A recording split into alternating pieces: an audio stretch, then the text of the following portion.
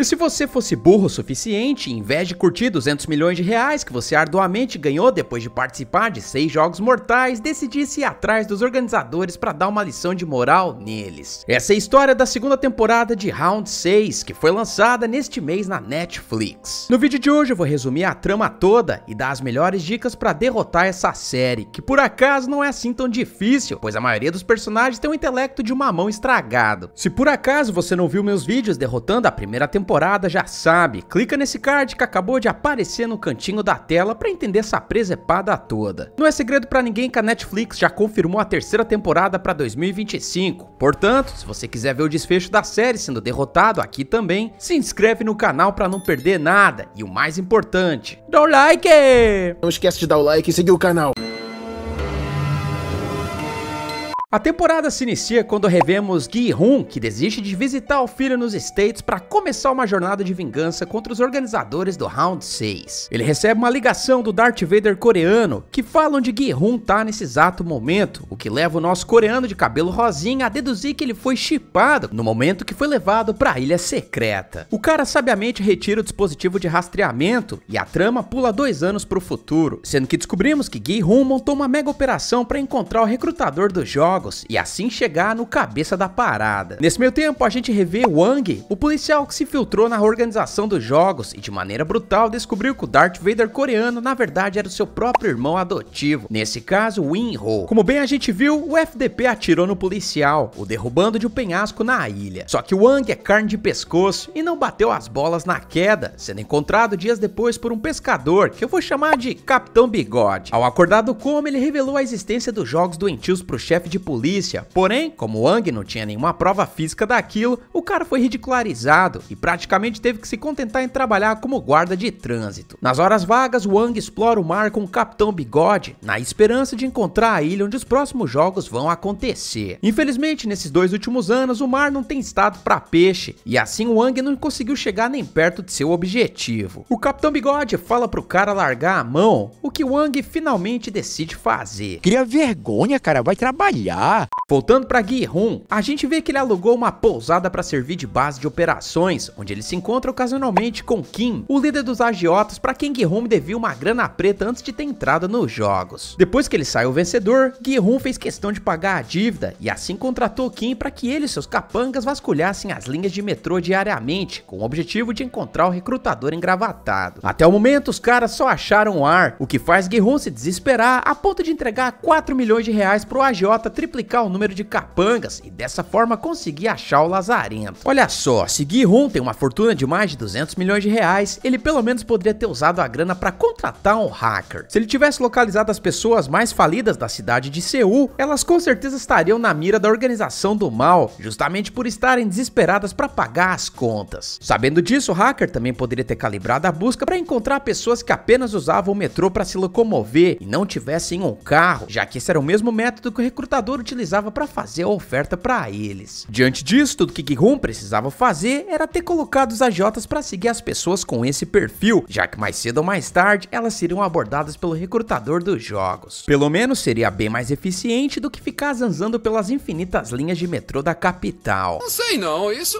me parece meio trabalhoso, não é não? Esquece isso, porque conforme os dias passam, as buscas começam a ficar cada vez mais frustrantes, o que faz Choi, o braço direito de Kim, ter um ataque de pelanca, sendo que ele fala que Gi-hun provavelmente inventou a história toda e que esse tal de recrutador é pura enrolação. Meça suas palavras, parça, já que nessa mesma hora eles dão de cara com o engravatado, que tá recrutando mais um endividado no SPC, oferecendo uma vaga para ele participar da nova temporada de Round 6. A propósito, o nome desse cara é Myung-ji, um ex-youtuber que basicamente convenceu todos os inscritos dele a comprarem uma criptomoeda chamada Pegasus, que olha só, desvalorizou da noite pro dia, colocando assim todos os abestados em um calhamaço de dívida. Diante disso, o Zé Bitcoin aí fechou o canal e atualmente tá fugindo da cadeia. Kim fica paralisado e liga pra Gi-hun, que obviamente sai correndo da pousada para se encontrar com eles. Os capangas então decidem seguir o engravatado, que vai até um parque no centro da capital. No caminho ele compra umas bisnaguinhas, além de umas raspadinhas da felicidade. Enfim, o cara finalmente chega no parque e aborda um morador de rua, oferecendo duas escolhas pra ele: comida ou jogatina, sendo que tanto o primeiro mendigo quanto os demais azarados vão na segunda opção. Afinal, você sempre pode convencer alguém a te dar uns trocados pra marmita, mas dificilmente vai acontecer o mesmo pro jogo do bicho. É verdade. As escolhas dos mendigos acabam irritando o recrutador e destrói o estoque inteiro de rosquinhas, ao mesmo tempo que ele explica pros abestados que eles só estão morando na rua pela própria decisão deles. Enquanto isso, a gente vê Gi-hun correndo pra chegar no parque, o que chama a atenção de Wang, que tava trabalhando no trânsito, e para o veículo dele, pedindo pro seu parceiro aplicar uma multa no danado. Como Gi-hun tava com o IPVA em dia, ele é logo liberado, porém o colega de Wang comenta com o policial que Gi-hun tinha vários celulares no banco do passageiro, o que chama a atenção do ex-detetive, que vai na delegacia puxar a placa do veículo. Ele então descobre que já conhecia Gi-hun de outros carnavais, pois Wang tinha pedido a ajuda do endividado para desvendar o mistério da organização. Porém, como Gi-hun já estava convencido a participar do jogo, ele negou a proposta do detetive. Além disso, Wang também repara que o carro foi alugado pela empresa dos agiotas, e assim pega o endereço do escritório deles. Nessa presepada, a gente vê Choi e Kim continuando a seguir o recrutador, que se mete no meio de uma bocada. É nesse momento que a gente percebe como essa dupla é imbecil, já que eles deveriam ter seguido o cara na surdina, sem fazer muito barulho, até que descobrissem onde ele morava. Dessa forma, os caras poderiam se revezar em turnos para vigiar se o recrutador conversava com outros membros da organização secreta, mas não, os dois preferem gritar pro cara parar de andar, o que não acaba bem pra dupla dinâmica, que sente o gostinho do couro da maleta dele. Muito bom.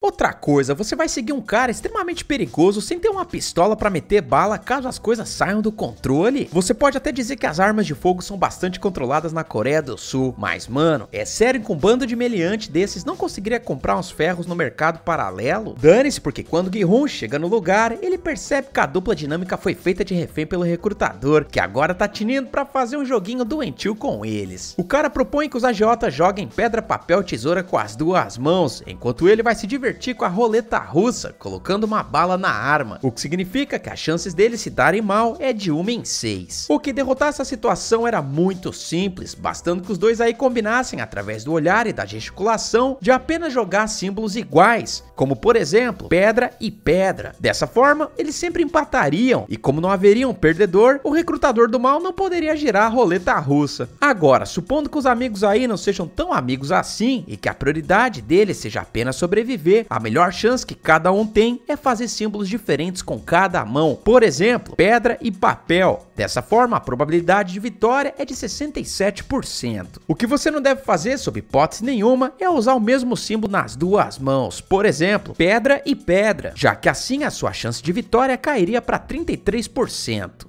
Yes, science! Para a infelicidade do recrutador, mesmo que os dois amigos percam repetidas vezes, a bala nunca é disparada em nenhuma ocasião, o que faz o danadinho apelar e assim carregar 5 balas em 6 espaços, o que aumenta a chance de passagem pro além para 84%. Como a probabilidade com certeza não tá a favor dos agiotas, é uma questão de tempo até que a cabeça de um deles jorre groselha. Portanto, os dois poderiam usar as pernas para chutar o recrutador, visto que elas não tinham sido amarradas por ele. Eu sei que eles tomaram um couro antes, quando estavam com as mãos livres para descer a porrada. No entanto, a situação agora pede que eles se arrisquem. Infelizmente, a dupla continua jogando até que Choi burramente coloca a pedra nas duas mãos, o que eu falei para eles não fazerem.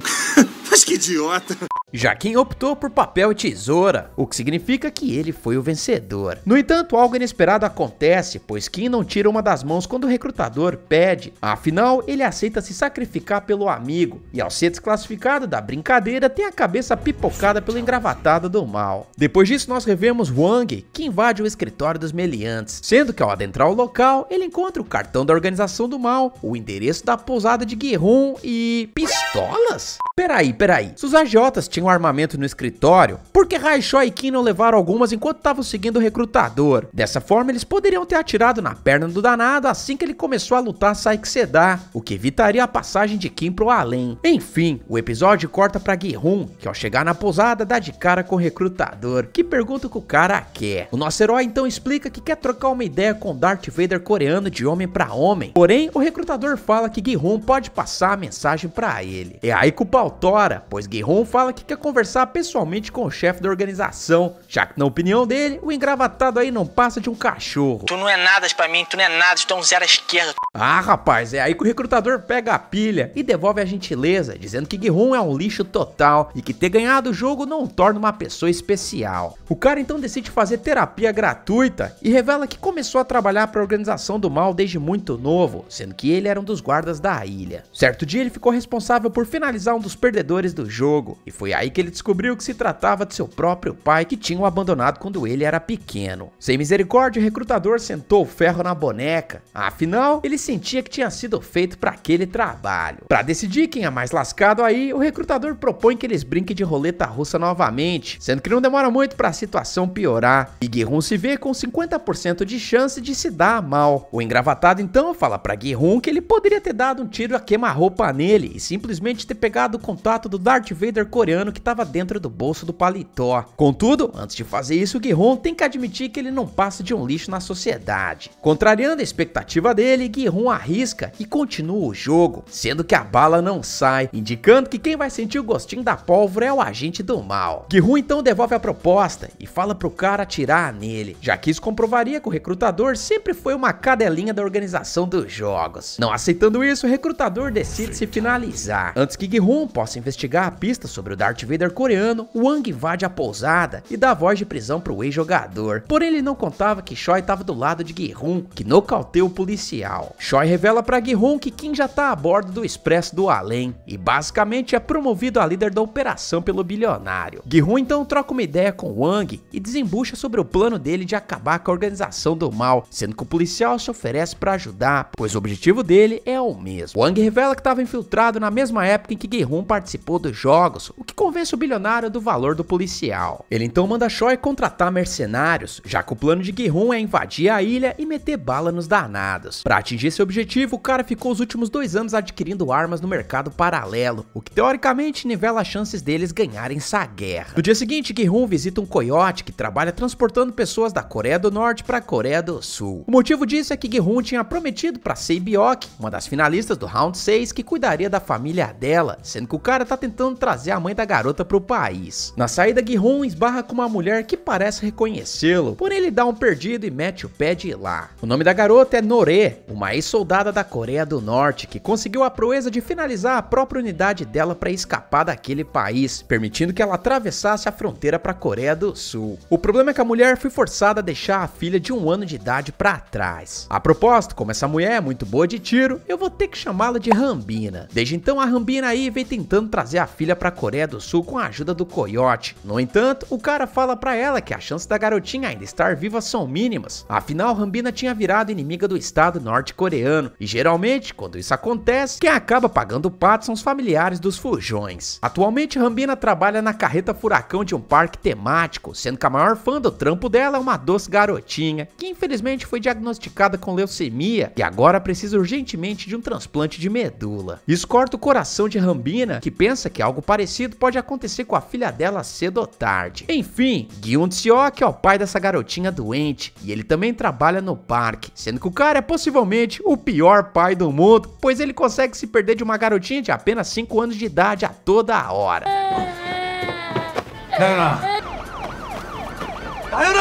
Diante disso, eu vou chamá-lo de distraído. Certo dia, a menina passa mal e é levada para o hospital, o que faz a Rambina ir até lá para devolver a toquinha que ela tinha deixado cair no chão do parque. Lá ela escuta o distraído conversando com o médico, que fala que a situação da garota tá piorando, sendo que eles vão ter que apelar para uma medicação experimental, que pro azar do cartunista aí é extremamente cara.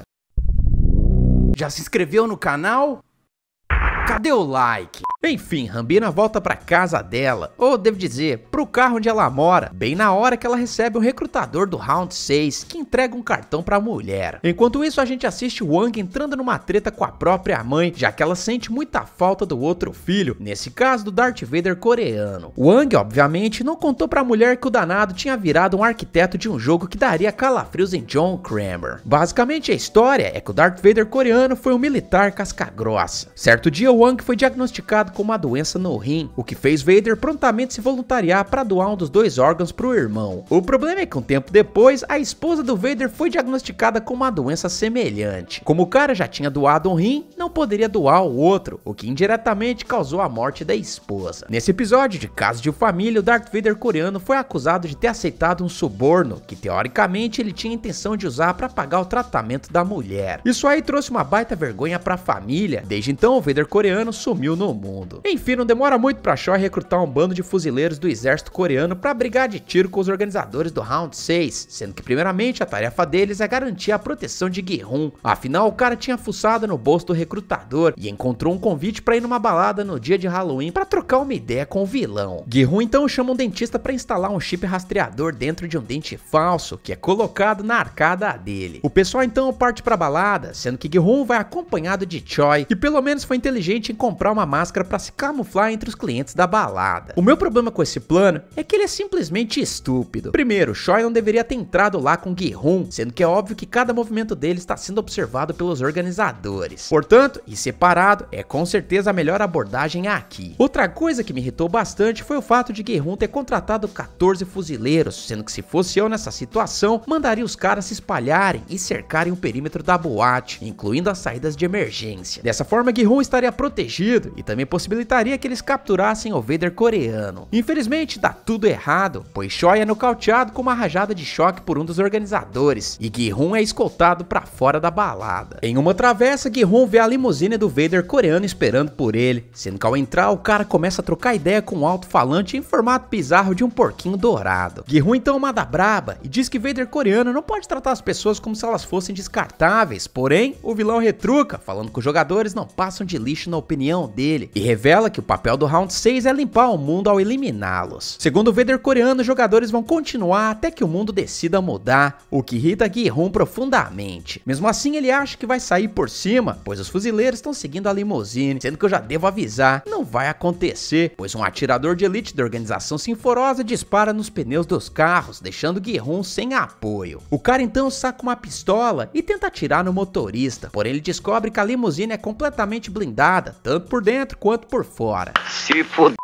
Wang tenta ir atrás do carro, porém alguém já tinha instalado um explosivo debaixo do veículo dele, que é acionado e o desabilita. É aí que Gi-hun se voluntaria para participar dos jogos novamente, alegando que os milionários que assistem o evento vão gostar muito de saber que tem um ex-jogador participando pela segunda vez. Na verdade mesmo, nosso herói quer provar pro Darth Vader coreano que as pessoas podem mudar e que elas não são simplesmente atraídas pelo dinheiro. Ao ouvir isso, o Vader coreano aceita a proposta e ativa um gás sonífero, fazendo Gi-hun desmaiar. A gente então vê a Rambina se preparando pro Round 6 também. A diferença é que ela não é uma mera jogadora, e sim faz parte da organização como capanga de elite. Oh meu Deus! No dia seguinte, a gente vê Gi-hun acordando no alojamento dos jogos. Ele se certifica que o implante dentário ainda tá lá, e não demora pra ele começar a fazer novos amigos, pois uma mulher sinistra fala que o destino levou até lá. Como a tia aí fica sempre citando os deuses e jogando umas maldições nas pessoas, eu vou chamar a danadinha de mandigueira. Os organizadores entram na sala e explicam como o jogo funciona. Olha só, se você não assistiu a primeira temporada, eu vou fazer a gentileza de resumir o que tá acontecendo aqui. Round 6 consiste em 456 jogadores, sendo que eles vão ter que participar de 6 jogos. O prêmio total é de 45,6 wons, que convertendo para o real hoje seria algo em torno de 200 milhões de reais. Essa quantidade será dividida pelo número de jogadores restantes, sendo que ao final de cada jogo, eles votarão se querem continuar jogando ou não. Se a votação ficar empatada, uma nova votação será feita no dia seguinte, até que o resultado respeite a vontade da maioria. O jogador que se recusar a jogar será eliminado, o que é uma metáfora para ser radicado do plano terrestre de forma brutal. A diferença dessa temporada para a anterior é que tem uma nova regra. Nesse caso, a de que se a maioria concordar em desistir, eles ainda assim dividirão o prêmio que foi colocado na urna até aquele momento. Isso aí não existia na temporada anterior, já que se você saísse do jogo, não levaria um centavo sequer. Gi-hun acha aquilo positivo, já que na cabeça dele a galera galera vai desistir logo após o primeiro jogo, assim que perceberem que perder aí é pra sempre.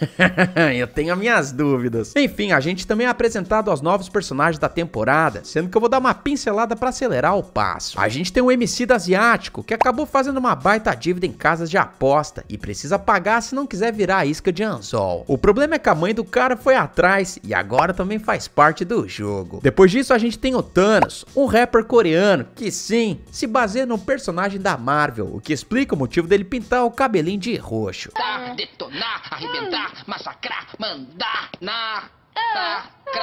sacou? Pensou, demorou, mandou, rodou. O cara perdeu uma grana violenta ao investir na criptomoeda promovida pelo Zé Bitcoin, o que faz ele e outro Zé Mané chamado Nigiri irem atrás do youtuber pra falar umas verdades pro cara. Eles dizem que o Zé Bitcoin vai ter que ganhar os jogos e pagar a quantia que os dois perderam. No entanto, ele simplesmente responde que sempre falou nos vídeos que não se responsabilizava caso as pessoas decidissem investir na moeda, o que pra mim não passa de uma desculpa esfarrapada. Cada cachorro que lamba sua caceta. Sabe quem não sacaneia com seus investimentos? A Nomad, a parceira do canal, que possibilita que você compre o dólar na taxa comercial, a mais baixa do mercado, ao contrário do dólar turismo, aquele mesmo que é comercializado nos bancos e casas de câmbio convencionais. Tudo isso é possível apenas fazendo um Pix. Além disso, o cartão da Nomad é aceito em mais de 150 países, sendo que o IOF é de apenas 1,1%, um imposto que geralmente fica em torno de 6,38% a cada operação de câmbio feita em outros locais. Não bastando isso, ao criar uma conta digital na Nomad, você não paga taxa, nem de manutenção e nem de abertura.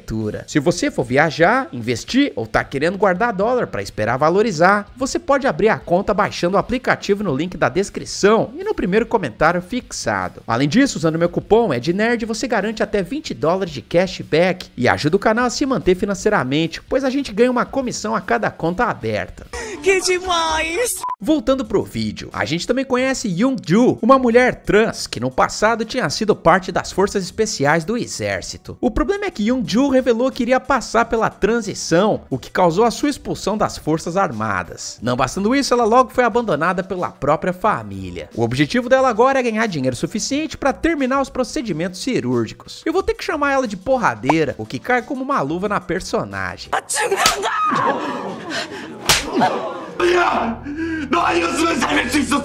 Nós também temos Jung-gi, a ex-namorada do Zé Bitcoin, que seguindo os conselhos dele acabou investindo a grana na criptomoeda, o que foi uma péssima ideia. Os dois se separaram porque ela engravidou do danado, sendo que ao saber disso, o Zé Bitcoin pediu para que ela se livrasse do bebê, o que Jung-gi se recusou a fazer. O plano dela agora é ganhar dinheiro para comprar uma casa e assim cuidar do filho. Outro personagem que a gente revê é Jung-bae, o amigo de Gi-hun, que se recusou a emprestar dinheiro para ele lá na primeira temporada. Resumindo, o cara ficou extremamente falido ao apostar a grana em corrida de cavalo, tomou um pé no precioso da mulher e agora precisa pagar as dívidas. Pessoal, eu juro que eu tô tentando pronunciar todos esses nomes em coreano, só que eles são complicados demais, portanto eu vou chamá-lo de Zacarias, obviamente devido a esse lindo corte de cabelo cafona. Zacarias fica bastante comovido ao encontrar o amigo e pergunta o motivo dele ter sumido no mundo. No entanto, Gi-hun tá mais preocupado em salvar o couro dele e fala pro Zacarias ficar perto durante o primeiro jogo. Enquanto isso, nós vemos Wang e Choi, os fuzileiros, rastreando o chip de Gi-hun à medida que eles navegam no barco do Capitão Bigode. Ao se aproximarem da localização do patrão, eles usam um drone para varrer a ilha e acabam encontrando um pescador que pode estar envolvido na maracutaia. O problema é que assim que eles abordam o cara, descobrem que o chip de Gi-hun estava dentro da isca de pesca dele e se desesperam, pois Gi-hun não estava naquela ilha. E não bastando isso, os organizadores de alguma forma sabiam que o cara estava chipado. Segundo o pescador, um cara aleatório surgiu do nada e deu o balde com a isca pra ilha no porto antes de zarpar. Eu acho que Gi-hun poderia ter colocado um segundo chip no corpo, em outro local, como por exemplo uma aplicação subcutânea, abaixo da pele, ou até mesmo ter engolido o chip, já que Gi-hun sabia que só precisava ficar com o rastreador por mais algumas horas até ser encontrado. Dessa forma ele poderia evacuar o chip já dentro do alojamento do jogo, se certificando de esconder o objeto em algum lugar. Esse plano B só deveria ser compartilhado com alguém que ele confiasse, como Choi, por exemplo. Gi-hun repara que tá no mar de chocolate sem palito de picolé ao descobrir que o dente tá vazio e percebe que vai ter que participar do primeiro jogo. Não deu.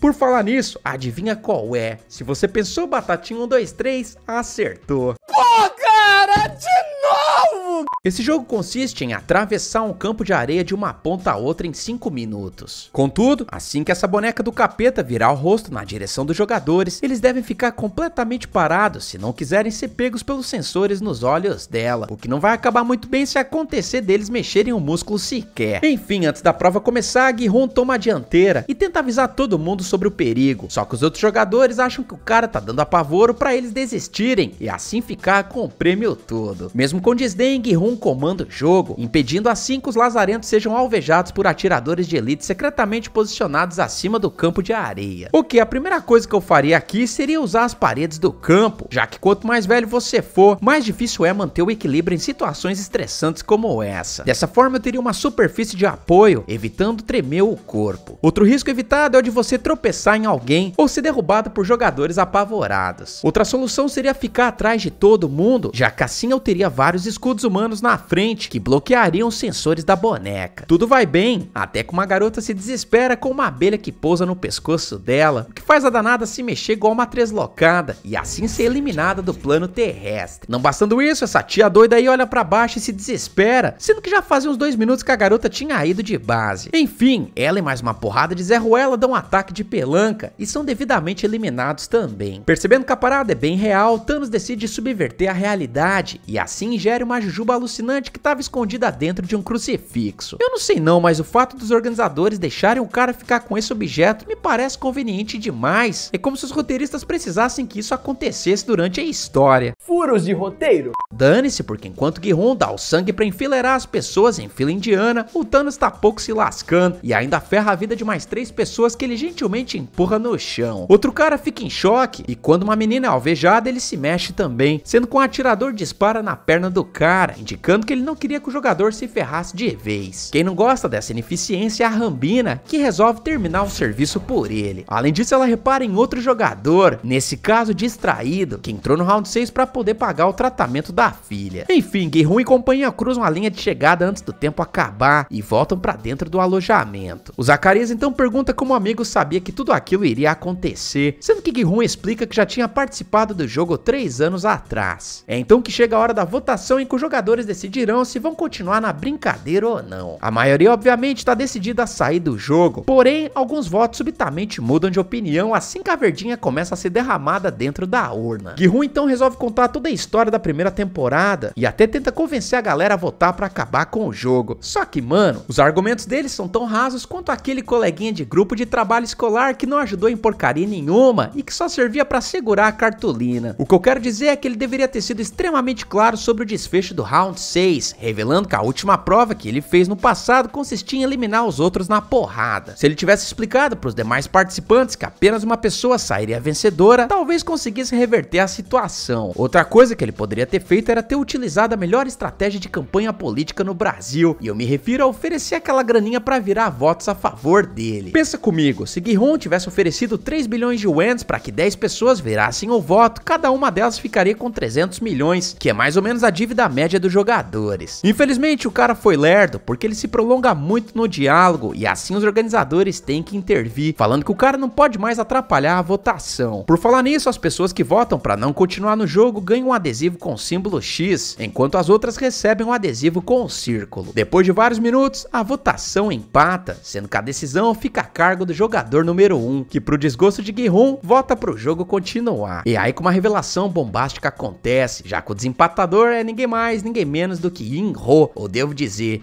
o Darth Vader coreano. Oh my God! Pessoal, não esquece de se inscrever no canal e de dar o like, já que entre amanhã e dia 31 eu vou estar trazendo a parte 2 da temporada. Eu espero que vocês tenham gostado do vídeo, eu vejo vocês no próximo e valeu!